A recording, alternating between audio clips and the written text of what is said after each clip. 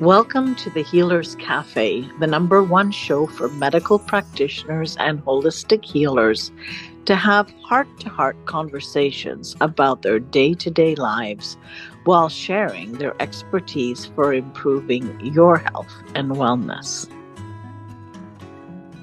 So welcome to the Healers Café, and today I'm with Cedric Bertelli, and he has created a methodology called EMRS, or Emotional Resolution, and he's the founder of the Emotional Health Institute and therefore co-founder of this technique.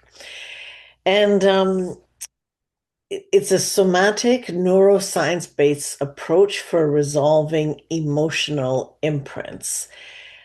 And I think part of it, you had a lot of experience understanding human behavior through your hospitality experience at the Ritz-Carlton, and then other trainings, and basically one way or another you got to this, and that's actually my first question to you. So what brought you to this juncture or this creation?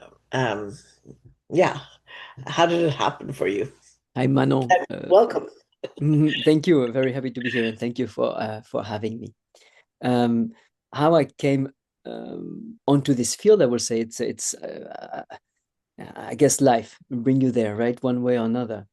Um, I think I started getting interested in this type of work on resolving or releasing anxiety because I was suffering myself with a lot of anxiety and self-directed anger, low-grade depression, and that's something that I hid most of my life, up until my late 20s. No one in my previous career, as you said, I was working for hotels and restaurants. No one knew that I was dealing with this anxiety and depression, and I tried different things on myself at the time, psychotherapy and other modalities, and I've understood maybe why I felt that way, and I learned to control the way that I was feeling, try to regulate it, but I never was free of it. It was a constant battle, so to speak, right? Hiding, controlling, etc.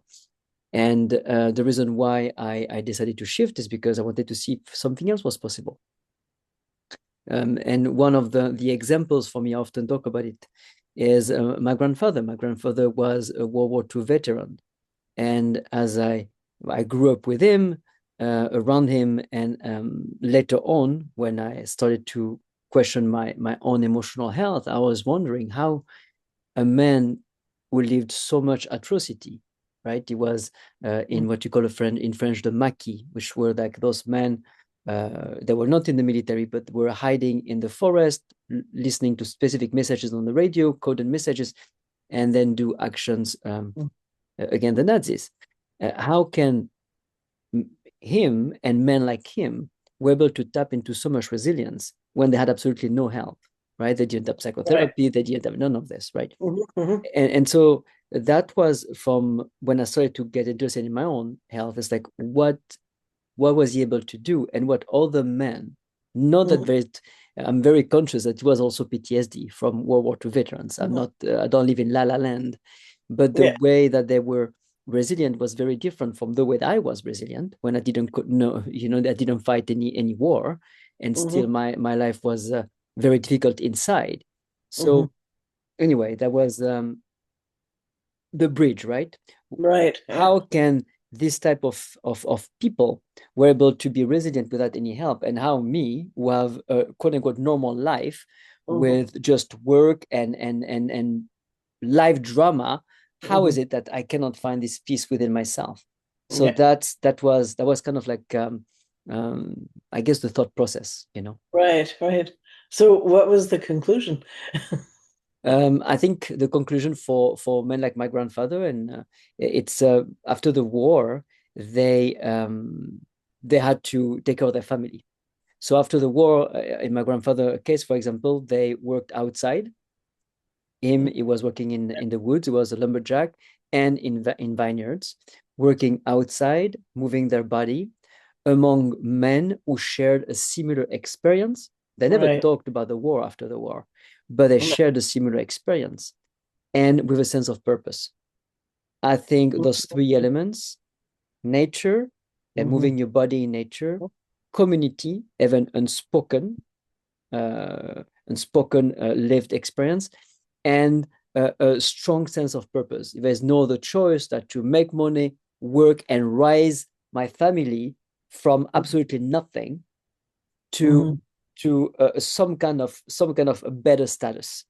Right. It was Okay. no choice. It was no choice to do anything else, because other than Mm-hmm. that, it was just the death of the family, so to speak. Right. So Right. I think that was in their case for Mm-hmm. for a lot of them. I think that was the alchemical Mm-hmm. solution. I think Mm-hmm. when it comes to my own experiences, when I started to study the body and how to use the physical sensations present in emotions to resolve those emotions. This is when the more I move my attention and my research into the physical sensations in the body, what we call interoception, Mm-hmm. um, at the time of an emotion, the more I started to understand the process of how the brain constructs emotion. And then, of course, studying and reading neuroscience and collaborating with doctors such as Dr. Jacques Fumex in France, it became very clear. We know today how the brain constructs emotion. And from this understanding, it's actually quite simple to understand how the brain can undo those debilitating emotional patterns, not Mm-hmm. cognitively, but through the body. Mm-hmm. So in the method that you've put together, what is the way of, or I mean, you can perceive the like the interoception, like what the body is saying, but the interpretation of that, how, what is the process? I'm not trying to get the rights to Yeah, your, just asking generally, how does yeah, this work? How can people learn to do this absolutely. method? Yeah. Absolutely. I mean, to go back a bit on my grandfather, when he was crossed by an emotion, when he felt, I don't know, when you had a flashback or something like this, and you're in the wood, what do? You do absolutely nothing. You know, you do nothing. You just feel it. Mhm. At the end of the day, you feel it within some kind of safety surrounding, right? Okay, I can tell you about the methodology we created is called EMRS. We created it it's official since 2019. Um, so the base, the foundation of EMRS is quite simple, actually. We know today how the brain constructs emotion. And I can tell you in a nutshell, you probably know, but just in case, some people Sure, sure, don't yeah. know it, we know that there's two things to keep in mind when it comes down to emotional functioning. Number one is that the brain constantly predicts. And Mhm. to understand this principle of prediction, I will refer people to Lisa Feldman Barrett, who wrote How Emotions Are Made, which is like, for me, one of the Bible of the neuroscience of emotion. So two things to remember. Number one, the brain constantly predict based on past references. Number two, we understand that the origin of any debilitating emotional pattern is an instant of trauma. Mhm. So when talking about prediction, I often take the same example, which is we realize that the brain predict because it does it with everything. For example, food, right? Mhm. If you have a Granny Smith apple for a first time, you have a first experience. The Mhm. crunchiness, the acidity, the juice Mhm. is a Mhm. first experience. But any time after that, every time after that, if you take a similar apple, before you buy the apple, you're going to Mhm. predict exactly what experience you're going to have. And sometimes it can vary a little bit, the acidity, etc. But there's always a prediction before you do the Mhm. action constantly. When you have a Mhm. cup of coffee, etc., etc. Yeah. Another example of prediction is if you come from working out, for example, and you're thirsty, you go into your fridge and you drink I don't know, a bottle of water, you're gonna know when to stop, which is quite amazing because it actually take over 30 minutes for your body to integrate the water. That means Mhm. that your brain predict how much water you need in order to quench your thirst. Right. Then again, it's prediction. Well, that's the Mhm. first thing, prediction. Second thing is at the origin of the patterns is a moment of trauma. Now, the problem is not the trauma. The problem or the instant of dissociation happening during the trauma. Mhm. So maybe let's take a second to talk about what is a trauma. A trauma is an instant that hold too much stress, Mhm. physical or emotional, for us to integrate at the Mhm. instant when we live it, when we experience it. That's it. It's just too Right. much. And when it's too much, very often there is an instant of dissociation. You dissociate so you don't suffer too much during this very stressful experience. And that's in the dissociation that the Yeah. emotional pattern is created. And in a nutshell, when we have this conversation, you and I, our brain cognitively, consciously is gathering about 2,000 bits of information per second, processed at a speed of 150 miles per hour. That's what we're aware of. At the same time, our subconscious has a potential to gather 400 billion bits of information per Mhm. second versus 2,000 Yeah. and process it at a speed of 150,000 miles per hour. These are the numbers from the Penn University from 2012. And those number varies, but it's always the same type of scale. Mhm. The subconscious has a much higher potential and processing much faster. When we have a quiet conversation like we do now, Manon, our cognitive is used as a filter. So Mhm. the prefrontal cortex filter a lot of this information so we can live in society, so we can adapt to what we're supposed to do as Right. humans. Mhm. But when you experience a trauma, and there's dissociation, the subconscious takes over. So Mhm. imagine a vortex, a huge vortex opening up outside and inside of yourself, gathering all the information available to you during this instant of dissociation without any type of filter. So it's going to Mhm. gather the temperature, the taste, the texture, Mhm. the Mhm. light, all those very physical Mhm. elements, sensorial elements. And your subconscious is also going to record the physical sensation that you're feeling at this instant, just like you do when you have an apple, for example.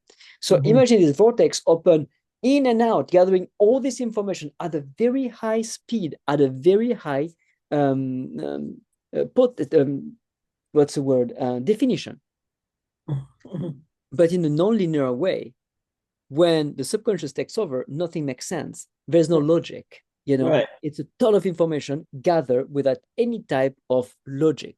Mhm. Mhm. Well, later on, and we have those instances of dissociation again and again and again in our life, from the time we're in utero to the birth process to Mhm. later on in life, it happens tenth and tenth of times Right. without sometimes noticing it even. Later on, when the brain finds itself in a situation where it recognizes one or several elements that were present during one of those traumatic events, your brain is going to predict instantly what physical sensations you're about to feel Mhm. Mhm. based on what you felt in your body during a specific event. Those physical sensations is what we call interoception. Those Mhm. physical sensations is what let us know that we feel an emotion. We know that we have anxiety, we're feeling angry or sad or whatever. We know that it's not in the brain, huh? It's a Mhm. conceptualization of physical sensations. Right. Physical sensations that are nothing else but an outdated prediction from your brain. Mhm. Mhm. Because that's what it is. A debilitating emotional pattern, basically, when you feel an emotion that is not congruent to Right. your current life, is an outdated prediction from your brain. What does Mhm. EMRS do? EMRS is letting this prediction play out until the end in a safe environment. Because what we find is quite simple. Mhm. It is that if a person, when as an emotion start in them, if they can be with the physical sensations, so letting the interoceptive prediction play out until the end in a self environment without controlling how they feel inside, I mean, no breath, no twisting, no stretching, no touching. No, you feel, that's the only action necessary. What you feel in your flesh in a safe environment, this interoceptive prediction will never last longer than 90 seconds. It will take Okay. between Yeah. 2 and 90 seconds. Yeah. And the thing is, if you're able to feel the sensations as they change in your body in a self environment without impacting them or without impacting your surrounding, at the end of this prediction, your brain is anticipating for you to be hit by some kind of danger, just like it happened years ago. Mhm. Well, at Mhm. the end of this prediction, nothing happens. Mhm. From that very second, your brain updates the prediction. Whatever stimulus was creating this emotional reaction after this experience will be an absolute non-event. It will not trigger the emotion anymore, ever. Right. So by allowing it to play out for up to about 90, I mean, you don't stop it, but your Mhm. experience has been 90 seconds, which Yes. I would concur with that too. That's what I noticed as well. But it's like then you're not, it's like it's gone through that part. It doesn't need to. It doesn't have to start at the same base point. Now we've got a new base point where there was no trauma, therefore it updates the cartilage or whatever you want to say The to prediction, yeah, it's the exactly what it prediction. is. Yeah. It's the prediction is updated. Your brain Hmm. recognizes a stimulus that it's one element in your current life that Yeah. your brain recognizes from the past. Automatically, instantly is going to predict what physical sensations you're about to feel, just like for Right. the apple. Well, the thing is, right now, the stimulus is irrelevant to your life. It might be a smell. It might be, for example, let's say we meet you and me for the first time, and we Hmm. don't know anything about each other, but you're gonna meet me, and you're gonna feel tension in your body, Hmm. and maybe you're gonna feel tension in your body because the way that I look, maybe my size, maybe a Right. smell that you don't even recognize, but your brain recognized it as somebody Yeah. was abusive to you maybe. But the fact of the matter is something in you is going to recognize something in me, an element, and that's going to create tension in you. Yeah. It has nothing to do with me, but this tension, your brain is going to conceptualize it. It's you're going to say, well, there's something about Cedric that I don't like, and Right. and it's nothing about me, it's something about an element about me, and we're going to make up a story on that, and this relationship is going to be already floated because of this tension that you have Right. around me. That's an emotion as well. Yeah. Hmm. Hmm. So here what I mean is like a lot of stimuli that we have in our current life have nothing to do with our current existence, but Right. is just vibrating, is just mirroring something that happened way, way before. What would your life be like if you were pain free? If you were one of the millions who suffer from chronic pain, the thought of just one day without it may seem impossible. This is often because conventional medicine tends to fall short in the treatment of pain, opting to prescribe pills or recommend surgery rather than getting to the root cause of the problem. But if you are suffering with emotional or physical pain, there is hope. Join the founder and CEO of Bowen College, Manon Bolliger, live online for your body-mind reboot. Learn how to listen to your symptoms and get to the root cause of your pain. Plus, be trained in basic Bowen therapy moves so that you can reboot your body for optimal health. You don't have to live in pain. You can heal. Stop the pain pill cycle by visiting www.yourbodymindreboot.com to learn more and to register.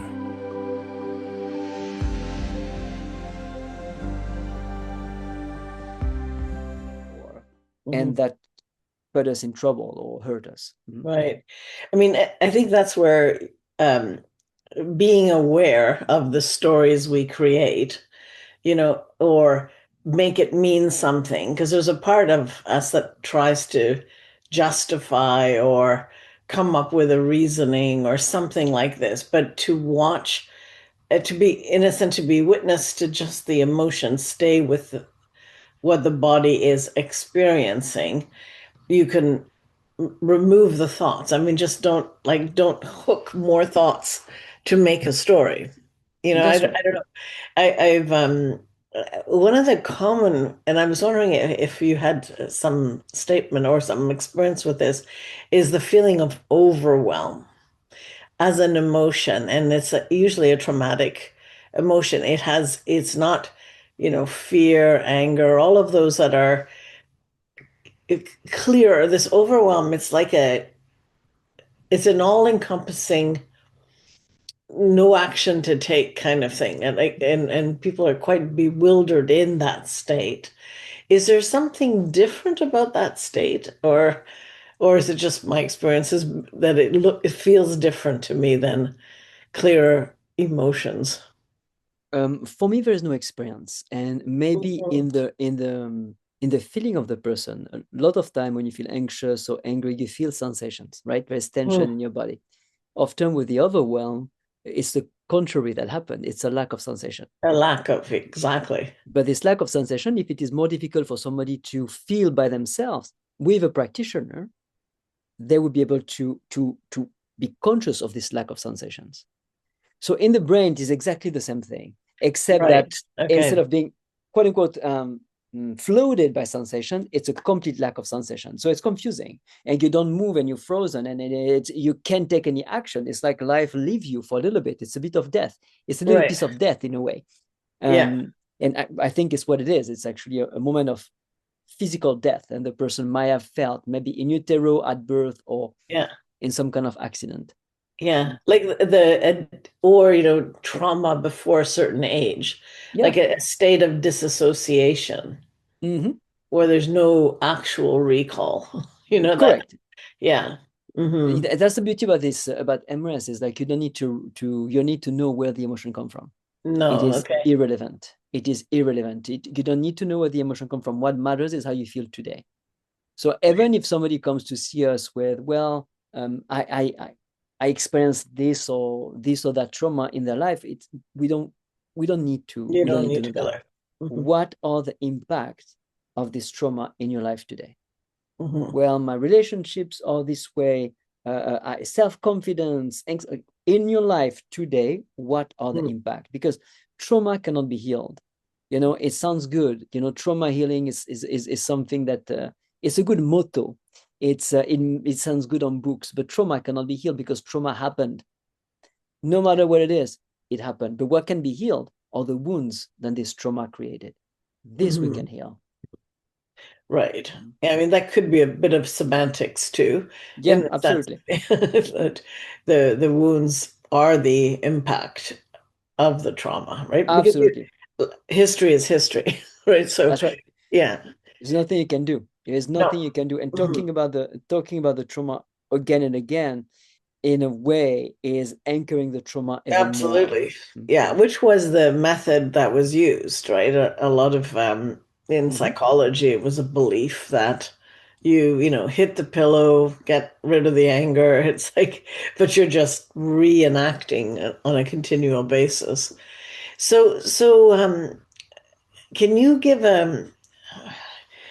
I mean, I can easily come up with any trauma, but can you give an example how this would look like if somebody came to you or to a practitioner using this method? What is a seance like, or a therapy session like? Yes, absolutely. First of all, this work can be done on Zoom, so you don't need to see people in person. Some people receive clients in person. I don't anymore since the pandemic. I didn't see anybody in person anymore, which in a way is freeing. So it can be done on Zoom or other platform. The way that it will start will be, I will ask my client a simple question. It will be, if we could resolve anything within you today, what would that be? If anything could be resolved, what would that be? We're going to do one thing at a time, because often people come with an issue, such as shame, guilt, anger. But from this one issue, there are a lot of other emotions that piled upon it, and maybe some emotion that were before them as well. So we're going to focus on one problematic, one issue.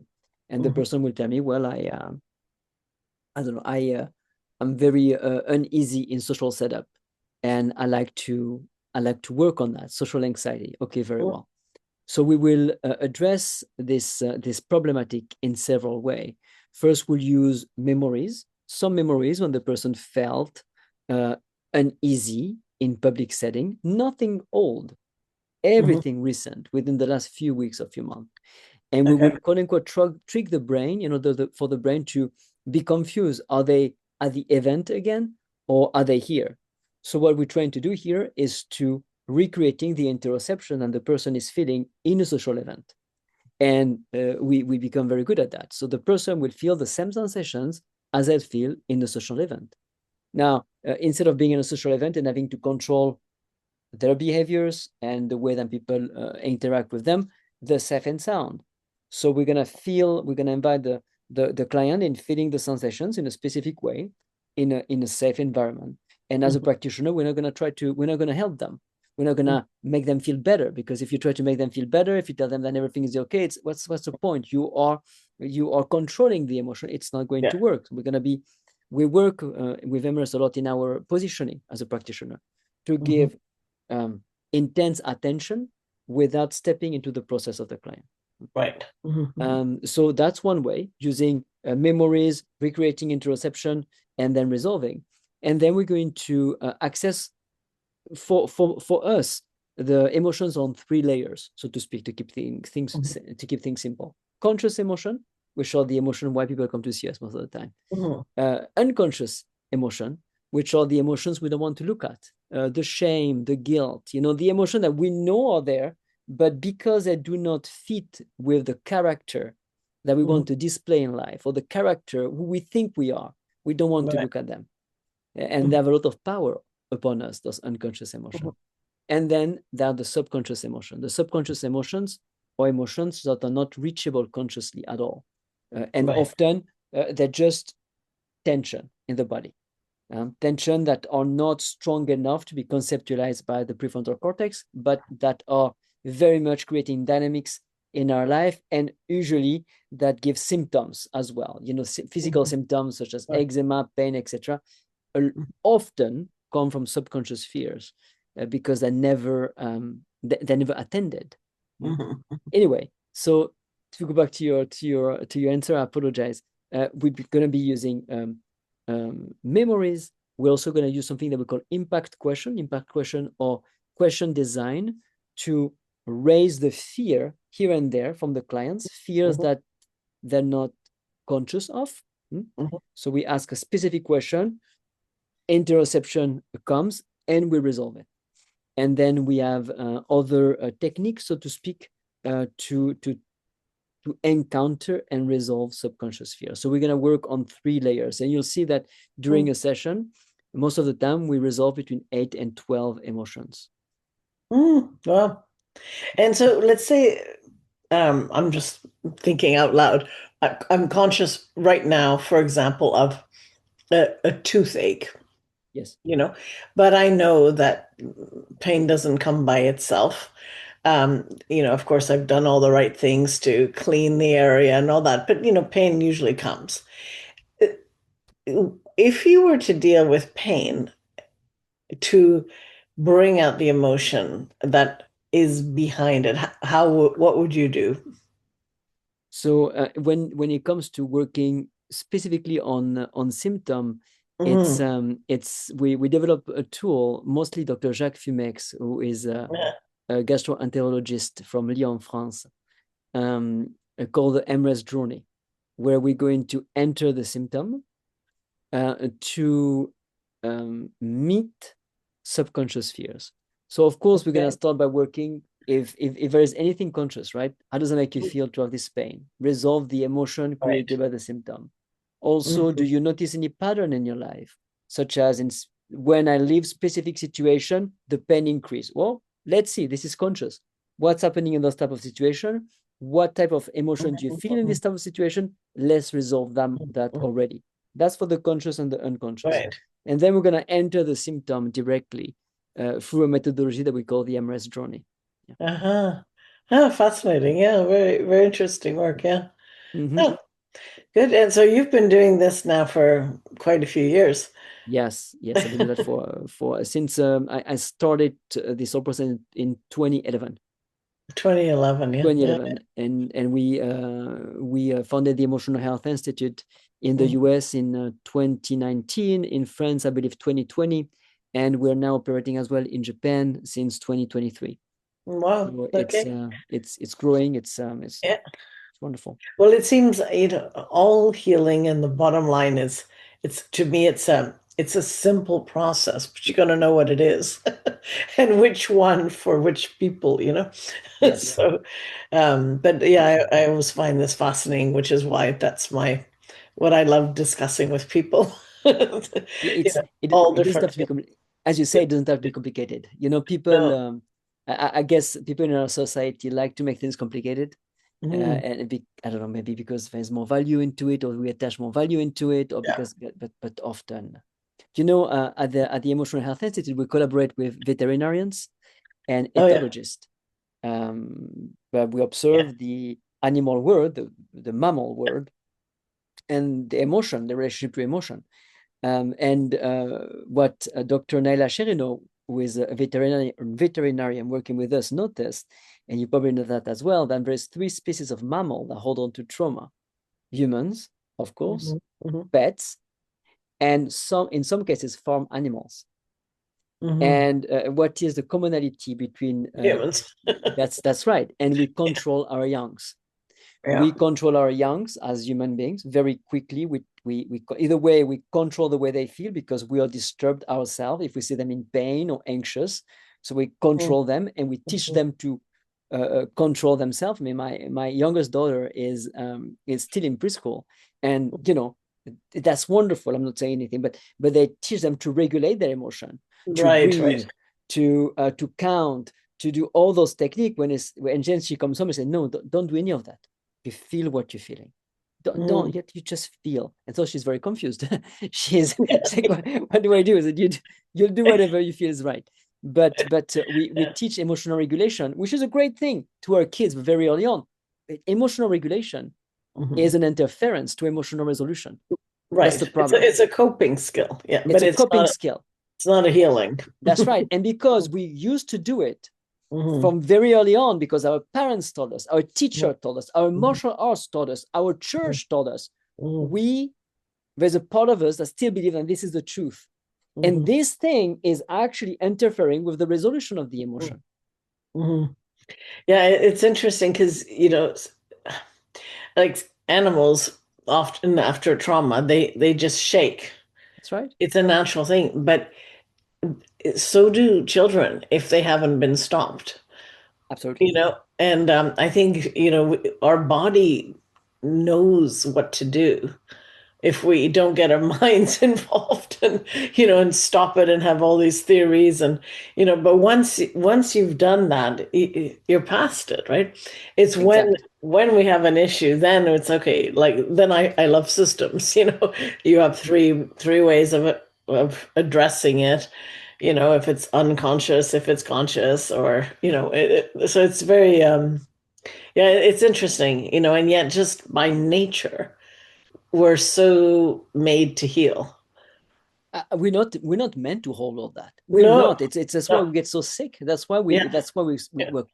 we're constantly sick, Mm, because we hold on too much. We hold mm, on so many emotions. We deny them, we hide them, or we control them. mhm. But when you Right. control them, they're still there and they still Yeah. come up and you can control them. I mean, I when I used to work in hotels, I used to control my emotion a lot with drinking.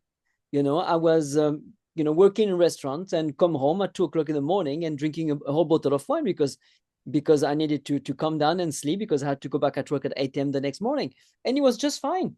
I was regulating just fine, no problem. I was just fine. It's so unhealthy, right? And we do that. We do that in so many ways. I mean, yeah. Well, our time is up, but it was I think it was a very good conversation. I learned a lot. Thank And you, Manon. and how do people reach you or the methodology? How do they get more on that? Maybe you could conclude with that. Absolutely. I think the best way to learn is to go to emotionalhealthinstitute.org. It's our website, or they can also go to EMRS, EMRES.com, and it goes to the same website. Okay, very good. Well, thank you so much. Thank you, Manon. What I've pulled out from our discussion with Cedric Bertelli is that healing itself is quite simple, and the closer we allow what would the natural body would do, the uneducated, untold, the person who's free like an animal, shake out the stress, shake out the trauma, the better we'd be. Um, I found that it was very interesting, though, to see the different ways of working with the unconscious and the conscious mind, but the predominant, you know, experience is to leave the emotion, like allow the emotion to be, and that though we have predictive, patterns based on the past, that once we allow the emotion to play out and it recognizes that in the current reality that prediction is actually not accurate, it is a predictive patterning, then we can let it go and we're not going to need to see it again. Thank you for joining us at the Healers Café. If you haven't already done so, please like, comment, and subscribe with notifications on, as I post a new podcast every Wednesday with tons of useful information and tips for natural healing that you won't want to miss.